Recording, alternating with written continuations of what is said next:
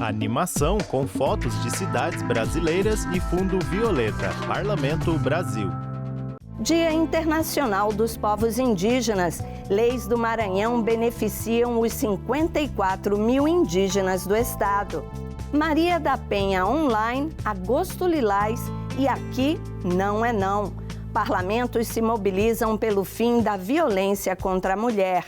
Ato pela ampliação da licença paternidade movimenta a Câmara dos Deputados. Caxias do Sul trabalha na preservação da memória da cidade, seu patrimônio histórico. Imagem dentro de uma igreja, esculturas e vista aérea da igreja. Oi, pessoal. Eu sou Andréa Alves e este é o Parlamento Brasil, um programa feito em parceria com as TVs legislativas de todo o país. A gente traz para você os assuntos que vão além de Brasília e mostra as decisões que impactam a vida do brasileiro, país afora. Vamos lá? Animação com construção antiga ao fundo. Giro pelo Brasil. O mundo tem hoje Andréa cerca Alves. de 500 milhões de indígenas que vivem em todas as regiões do planeta. Muitos enfrentam marginalização e pobreza extrema. Com o objetivo de garantir os direitos humanos a esses povos, a ONU decretou 9 de agosto o Dia Internacional dos Povos Indígenas. Isso foi em 1995. Aqui no Brasil, o censo de 2022 registrou um aumento da população indígena de 900 mil para 1.700.000 pessoas. A TV Assembleia Maranhão mostra leis que beneficiam a população indígena no estado. Garantir TV condições Assembleia de Maranhão. existência minimamente dignas aos povos indígenas de todo o planeta. Esse é o objetivo do dia 9 de agosto. Reportagem o Dia dos Luísa Povos Nunes. Indígenas. Desde 1995, a data busca garantir autodeterminação e cumprimento dos direitos humanos às diversas etnias indígenas. O Maranhão é o terceiro estado com maior população indígena do Nordeste. São 6.851.000 pessoas, 54.214 indígenas no estado. De acordo com dados do Instituto Brasileiro de Geografia e Estatística, o IBGE, nos últimos 12 anos o Maranhão obteve um crescimento de 40,27 no número de indígenas. As razões por trás desse crescimento foram a intensificação de políticas públicas e leis que regulamentam a proteção dos povos no estado, como é o caso da Lei nº 11.642 de 2021, que institui o Estatuto e o Sistema Estadual de Proteção aos Indígenas, a Lei nº 11.820 de 2022, que dispõe sobre a criação do selo de qualidade e autenticidade artesanal indígena produzido no Maranhão, a Lei nº 11.642 do mesmo ano, que reconhece o artesanato produzido e comercializado diretamente pelas comunidades indígenas como de relevante interesse cultural do estado. Além das leis, recentemente foi aprovado no Parlamento o projeto de lei do deputado Ricardo Arruda, que eleva a festa da Menina Moça, manifestação cultural indígena, à condição de patrimônio cultural e imaterial. E a importância Deputado dessa lei estadual Ricardo Arruda, MDB, autor do projeto. Mais fortes do povo guajajara. Ela acontece todos os anos e que representa o rito de passagem das meninas para a idade adulta quando elas são apresentadas para a sociedade.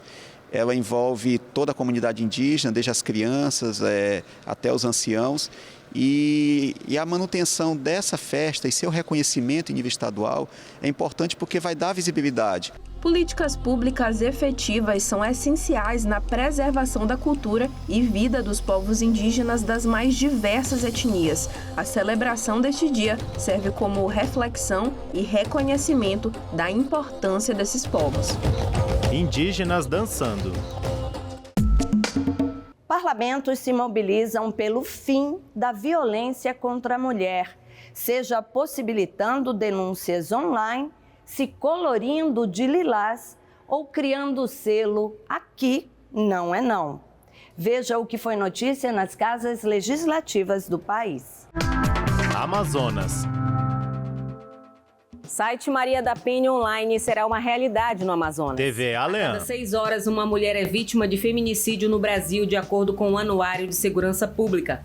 Um caso recente em Manaus que está sendo investigado foi de uma jovem grávida de 8 meses, morta supostamente pelo pai da criança. A mulher foi queimada e teve os pés cortados. Situações como essa podem Raquel ser evitadas Albuquerque, e agora ganhou repórter. reforço. Foi sancionada pelo governo do estado a lei que dispõe sobre a implantação do site Maria da Penha Online, de autoria do deputado João Luiz. A norma vai gerar mais sigilo às mulheres, que poderão fazer denúncias sobre agressões físicas, assédio e entre outros crimes. A ação da autoridade judicial será imediata, podendo conceder a medida protetiva em tempo real. E das ideias... Deputado estadual João Luiz, republicanos, autor da lei. Né, para que seja interligado com o sistema de segurança pública, para que então a mulher, quando estiver passando por ar puros ou está sendo acuada, ela possa acionar esse botão, tipo um botão de emergência, para que acione então o sistema de segurança pública, porque uma vez esse botão sendo acionado, o sistema de segurança pública vai estar informado que essa mulher está passando por um momento difícil e precisa de um atendimento de emergência. O parlamentar informou que o site Maria da Penha Online poderá ser desenvolvido por estudantes e pesquisadores do curso de Direito e de Tecnologia da UFAM e UEA, conectado ao sistema judicial do Estado. O deputado explica ainda que dados pessoais das mulheres não serão armazenados e fornecidos para terceiros, em compromisso com a Lei Geral de Proteção de Dados. Minas Gerais. O Palácio da Inconfidência, sede do Legislativo Mineiro, TV está iluminado ALMG. de lilás. A cor serena e delicada tem o propósito de lembrar a campanha Reportagem Agosto Lilás, Ricardo Beghini. pelo fim da violência contra a mulher. A iniciativa visa divulgar a Lei Maria da Penha e os diversos serviços da rede de atendimento à mulher. Os dados sobre violência de gênero no Brasil reforçam a necessidade de campanhas como o Agosto Lilás. Os casos de feminicídios, que consiste no assassinato de mulheres devido à sua condição feminina, continuam em crescimento no país. Entre 2017 e 2023, os casos aumentaram 37% Fonte Monitor da no Violência, Brasil. G1. Através do número 180 da Central de Atendimento à Mulher, elas podem denunciar os agressores 24 horas por dia. E a ligação é gratuita. Ceará. Só quem é mulher sabe da sensação de insegurança. TV Assembleia Uma atividade Ceará. rotineira ou situação banal, como estar em uma fila ou andando na rua, pode se tornar uma situação de violência. São muitas as situações de medo. De acordo com o Monitor da Violência, o número de vítimas em 2022 cresceu 5% em comparação com 2021, ou seja, uma mulher morta a cada 6 horas no Brasil.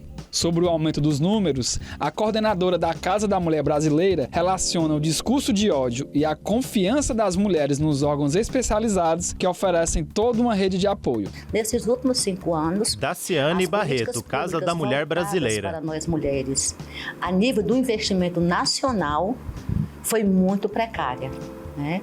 O discurso do ódio também incentivado. O discurso da impunidade também a nível nacional.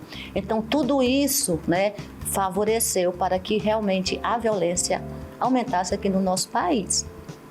No entanto, existe outra vertente, que é exatamente a confiança das mulheres aqui do estado do Ceará com relação ao nosso equipamento, a Casa da Mulher Brasileira, que é um equipamento que funciona 24 horas, de domingo a domingo, onde nós temos todos os serviços e que funciona como a rede. De acordo com o Anuário de Segurança Pública, 8 em cada 10 crimes de feminicídio são cometidos por parceiro ou ex-parceiro da vítima. Existem vários tipos de violência e saber como cada uma delas se enquadra pode ser essencial para punir o agressor. É o que explica esta advogada. Exemplos clássicos. Ana Paula Brito, Comissão da Mulher, advogada da OAB Ceará. No transporte público, quando alguém toca outra pessoa sem poder, o fato da pessoa estar usando uma roupa mais decotada, um batom vermelho, ou gostando de ouvir ou dançar uma música mais sensual.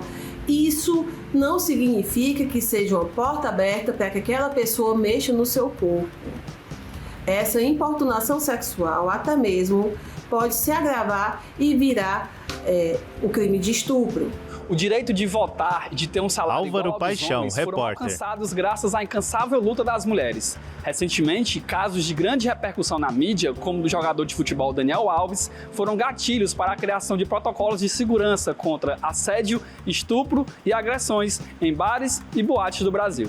É o caso do projeto de lei da deputada Gabriela Aguiar, que cria o selo Aqui Não é Não. O estabelecimento que capacitar os funcionários para distinguir e acolher mulheres vítimas de violência será agraciado com essa marca. Segundo a deputada, o objetivo é criar um ambiente seguro para as mulheres. Para receber Deputada estadual Gabriela Aguiar, PSD, autora do projeto. Precisam ter um treinamento de assistência e prevenção à violência. Vou te contar um caso que aconteceu com uma amiga minha. Estávamos juntas e ela foi ao banheiro. Quando chegou no banheiro, no caminho, ela foi assediada. E ao entrar no banheiro, tinha um informativo, isso era no Rio de Janeiro, tinha um informativo. A senha aí falava o nome da senha, então ela só precisava falar para uma funcionária uma senha. E tinha uma mulher na porta, essa mulher viu e ela conseguiu proteger a minha amiga, expulsar o agressor do ambiente e ele foi penalizado. Essa é uma medida prática. Oferecer treinamento, ter botão de emergência nos banheiros, ter mulheres para receber outras mulheres vítimas de violência e para que os funcionários conheçam todos os números, os Disque 180, como eles devem agir frente a uma situação de assédio. A atual procuradora da Mulher da Assembleia Legislativa, deputada Lia Gomes, ressaltou a importância do trabalho conjunto de órgãos e sociedade civil na elaboração e execução de políticas públicas voltadas para as mulheres. Eu acredito.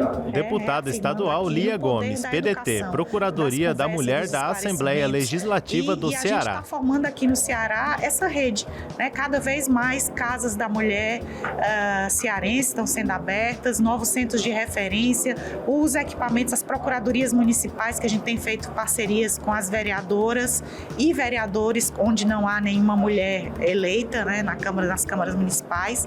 E eu acho que a gente só tem a ganhar, cada vez mais aumentar espaços de discussão dessa questão para a gente enfrentar juntas e trazendo os homens, né? A gente não vai conseguir ter um bom resultado se a gente não conseguir trazer os homens para essa luta.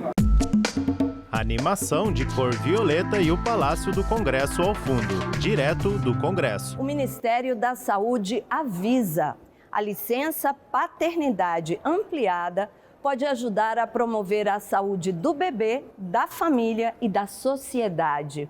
A regulamentação da licença paternidade no Brasil foi defendida em ato público aqui na Câmara dos Deputados. Um ato público em defesa da regulamentação Câmara. E ampliação da licença paternidade reuniu representantes da bancada feminina e do movimento de mulheres na Câmara Narração dos Deputados. Geraldo Gurgel. A Secretaria da Mulher apoia o movimento com a participação de 19 parlamentares. O grupo de trabalho, coordenado pela deputada Tabata Amaral, do PSD de São Paulo, vai propor um projeto de lei para atualizar a legislação. Essa é uma regulamentação Deputada federal Tabata Amaral, PSB São Paulo. Desde 88, desde a nossa Constituição. Então, um debate de décadas que ficou estagnado. E é por isso que eu falo que a gente quer fazer com responsabilidade, ouvindo todo mundo, fazendo conta. Porque não adianta apresentar um texto para ser mais um que vai ficar de enfeite. A gente quer apresentar um texto para aprová-lo em plenário. Atualmente, a licença paternidade é de 5 dias e custeada pelo empregador, mas pode ser ampliada para 20 dias se a empresa participar do programa Empresa Cidadã da Receita Federal, que concede benefícios fiscais. Sandra Costa é sócia de um laboratório de análises clínicas e já aplica a licença ampliada entre os empregados da empresa sediada em Brasília. A gente tem muito orgulho de ser modelo desse assunto e principalmente Sandra Costa, empresária. Como isso foi alcançado e mantido dentro da empresa. porque nós acreditamos realmente na igualdade, nós acreditamos na inclusão, nós acreditamos na diversidade. Isso não é um princípio que a gente sempre fala dentro da nossa empresa. Os benefícios da licença paternidade ampliada são atestados pelo Ministério da Saúde, como explica o coordenador da Política de Atenção à Saúde do Homem, Selmário Brandão. As evidências apontam para uma série de benefícios. Selmário Brandão, Ministério da Saúde. Para a saúde do homem, para a saúde da mulher, saúde da criança. A gente tem evidências de redução de mortalidade infantil, a gente tem evidências de fortalecimento da imunização por meio da participação de pais nos cuidados de primeira infância. A gente tem evidências de redução de violência domiciliar. Então, uma série de benefícios aí que estão atrelados a uma vinculação de homens a cuidados paternos, a cuidados familiares, infantis, domiciliares. Para a representante do Conselho Nacional de Justiça no grupo de trabalho, juíza Amine Haddad, o diálogo tem avançado entre todos os setores envolvidos na discussão. Quando nós falamos em licença paternidade, nós Amine falamos do Haddad, direito da juíza criança, do Conselho Nacional de Justiça. Afeto, de receber a convivência familiar, de entender a projeção desse masculino e desse feminino de forma igualitária. Com isso, projetamos valores sociais com equidade. Entre 2020 e 2022, aumentou o número de brasileiros com insegurança alimentar. São 70 milhões e 300 mil pessoas, um terço da população, que não tiveram acesso a alimentos de forma regular em quantidade suficiente. Para combater o problema da fome e da insegurança alimentar, o presidente Lula sancionou uma lei aprovada aqui no Senado que recria o Programa de Aquisição de Alimentos. Homens carregando caixas com alimentos. Frutas, legumes e verduras fresquinhos, do produtor para o centro de distribuição do SESC. Homem descarrega caixa com cenouras. E daqui, direto para a mesa de quem precisa. Homens carregam caixas com verduras e legumes em carroceria de automóvel. O Mesa Brasil do SESC atua em parceria com o PAA, o Programa de Aquisição de Alimentos do Governo Federal, para combater a fome no Brasil.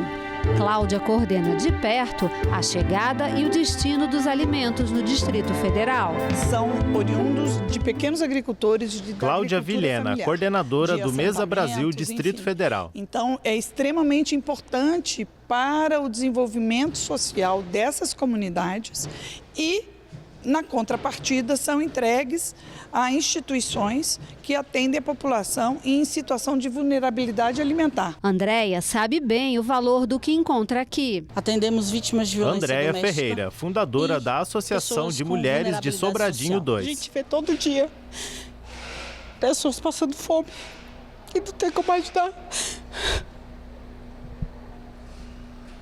E a ajuda do Mesa Brasil é muito importante para essas mulheres, para mim também, né? Nós estamos falando de 3.600 Flaviane Carvalho, professora de agronomia. Estamos falando de mais de 400 produtos in natura, sobretudo, nesses projetos. Nós estamos falando de biodiversidade, nós estamos falando de alimentos frescos. Esses alimentos são comprados dos agricultores com recursos do PAA. O programa determina que pelo menos 30% da despesa do governo com alimentação venha da agricultura familiar. A produção é doada para pessoas em situação de vulnerabilidade, por meio de bancos de alimentos e instituições socioassistenciais. O Mesa Brasil do SESC complementa o que recebe dos produtores com doações de supermercados e alimentos não perecíveis recebidos em eventos. Sim, aquele alimento que você leva para pagar metade do ingresso também vem para cá e alimenta muita gente. Carroceria de caminhonete carregada com caixas de alimentos. Caminhonete saindo. Do Centro de Distribuição de Alimentos do SESC, direto para a mesa de crianças e adolescentes aqui na cidade estrutural. O programa de aquisição Isabela de alimentos Dutra, garante repórter. 2 refeições por dia, por turno, para cada criança aqui nessa instituição.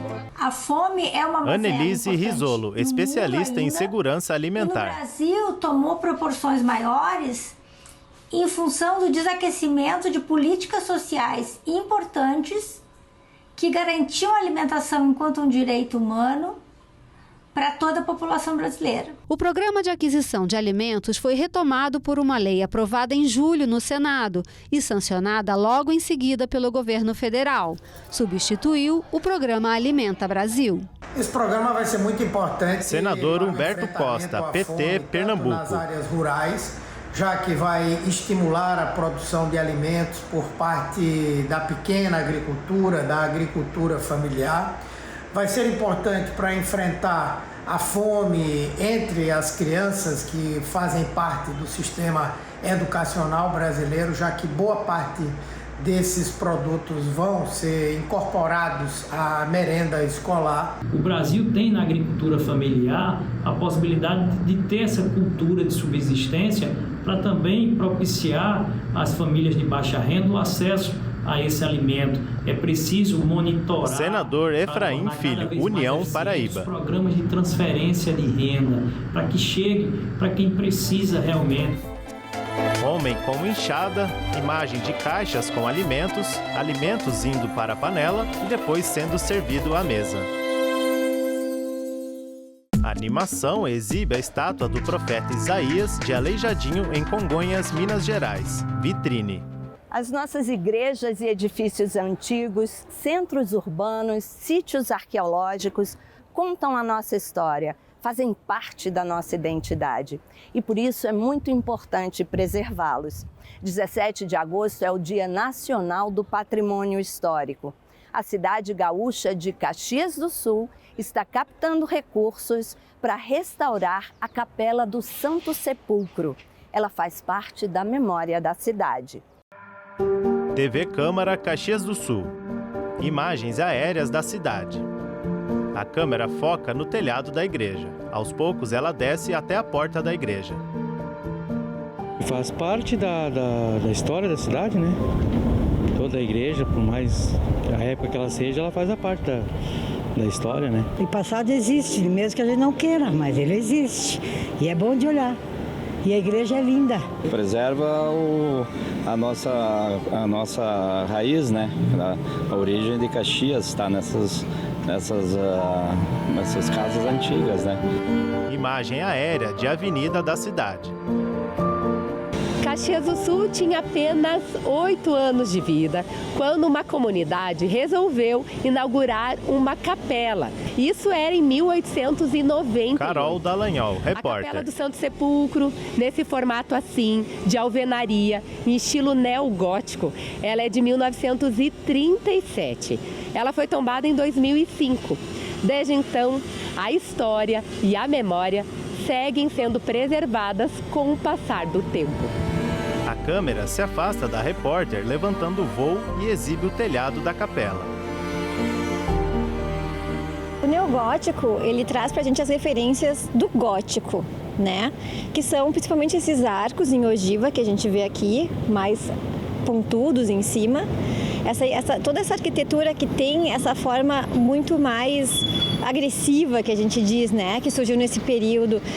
Elas trazem muitas pontas, elas têm os pináculos, que são aqueles elementos que acontecem lá em cima, né, com aquelas pontas altas, que a gente vê muito nas igrejas góticas do período e que foram reutilizados, né, todas essas soluções reutilizadas. Thaisa Festugato, doutoranda em patrimônio arquitetônico. A gente tem um neogótico bem tardio, né, que a gente estava vendo essa igreja de 1930. Então ela é pós-modernismo, então é um neogótico que aconteceu quando o modernismo já estava acontecendo no mundo.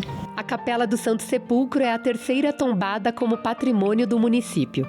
Hoje, Caxias possui 6 templos religiosos tombados, que se somam nos 50 bens da cidade. São protegidos pela lei municipal e fiscalizados pela Divisão de Proteção ao Patrimônio Histórico e Cultural, órgão da Secretaria Municipal da Cultura, e tem o apoio do Conselho de Patrimônio Histórico e Cultural, o CONPAC. O tombamento é uma forma de proteção, é a maior forma de proteção de um imóvel de valor histórico-cultural, e ele funciona através de um processo, né, que começa com um processo administrativo. Pela nossa legislação municipal, qualquer pessoa Rosana pode Guarese, pedir um Divisão de Proteção ao Patrimônio Histórico e Cultural. Né, e aí tem um trâmite, um rito legal que se tem que cumprir. Se não é o proprietário que pede, ele é notificado, ele é informado desde o princípio, né? E existe todo esse caminho legal para que você chegue até o final e o imóvel seja tombado, ou seja, protegido pela legislação, né? Por ter um valor para a comunidade. Ela possui alguns tesouros, digamos assim, de valor artístico, histórico. Padre Eleandro cultural Teles, e, pároco da paróquia da Nossa Senhora de Lourdes. O próprio templo, que é um exemplar de arquitetura neogótica, né, um dos únicos exemplares que temos na cidade de Caxias, e também o conjunto estatuário, que é a obra mais antiga, retratando a cena do Santo Sepulcro, que fica na cripta da igreja, né? Nós temos os vitrais da igreja que retratam a Via Sacra, né? O caminho de Jesus carregando a cruz até o Calvário. Depois nós temos duas imagens que são obras-primas de um grande também artista de Caxias, né? Michelangelo Zambelli. É a imagem de Nosso Senhor dos Passos e de Nossa Senhora das Dores. Por fim, nós temos a última obra que foi feita na igreja, talvez seja até a mais famosa, que é uma obra de Aldo Locatelli, A Ressurreição de Cristo, que é de 1952 e fica na ábside do altar da igreja. Todas essas relíquias estão no projeto de Imagens, restauração Paulo da capela, Pretz. prevista na Lei de Incentivo à Cultura do Estado, aprovado no início deste ano. O projeto prevê a captação de R$2 milhões para as obras. 500 mil já foram captados. A nossa expectativa é de contribuir para a religiosidade, em primeiro lugar, né? Mas também para esse aspecto da memória histórica, cultural, artística do nosso município. Quando a gente fala dessa capela, todo caxiense conhece. Né? E é isso que faz com que ela tenha mais valor do que simplesmente o fato dela ser uma capela neogótica, né? que traz referência ao estilo neogótico. Então, o mais importante que a gente tem que começar a perceber é isso, é a questão da afetividade, das referências e da memória coletiva da nossa cidade, que é o que se perde quando a gente não tem um bem desses preservado, né? Vai ficar sempre naquela história ali onde era a capela do Santo Sepulcro. Produção, Tarrena Irigoyen e Grace Matos. Drone e áudio, Rafael Marta. Imagem aérea circunda o topo da capela. Edição, Gustavo Montemeso. Muito bem, Caxias do Sul, preservando a memória coletiva. E a gente fica por aqui. Se você quiser rever qualquer um dos nossos programas, já sabe, tem tudo na internet. senado.leg.br/tv/Parlamento Brasil. Tem o canal youtube.com/TV Senado. Tem o velho e-mail. parlamentobrasil@senado.leg.br. Os créditos sobem à tela. Enquanto isso, ao fundo é exibido o plenário do Senado Federal. TV Senado 2023.